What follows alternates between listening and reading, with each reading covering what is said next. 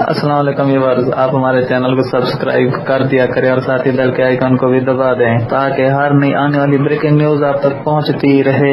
معروف صحافی چودھری غلام حسین کا کہنا ہے کہ سابق وزیر اعظم نواز شریف نے پنجاب پولیس میں اپنی مرضی کے بندے بھرتی کیے تھے، جن میں سے کئی افراد ان پڑھ تھے جبکہ ان کی عمریں بھی اس نوکری کے لیے مناسب نہیں تھیں، تاہم اس کے باوجود انہیں بھرتی کیا گیا۔ نواز شریف نے جرائم پیشہ افراد کو وردیاں پہنا دی۔ 1994 کے آئی جی پنجاب محمد عباس نے رپورٹ میں بتایا تھا کہ پولیس میں جرائم پیشہ افراد کو بہت بڑے پیمانے پر بھرتی کیا گیا ہے۔ جب تک ان کو نکال کر پڑھے لکھے اور اہلیت کی بنا پر لوگوں کو بھرتی نہیں کیا جائے گا تب تک پنجاب پولیس ٹھیک نہیں ہوگی۔ چودھری غلام حسین کا ثانیہ ساہیوال سے متعلق گفتگو کرتے ہوئے کہنا تھا کہ ثانیہ ساہیوال میں قتل ہونے والے ڈرائیور ذیشان کے بارے میں مجھے ایک ایسے بندے نے گواہی دی ہے جو غلط بیانی نہیں کرتا، اس کا تعلق گلگت بلتستان کی فورس سے ہے اور وہ ایک محب وطن پاکستانی ہے۔ انہوں نے مجھے بتایا کہ ذیشان 100% دہشت گردی میں ملبوس ہے۔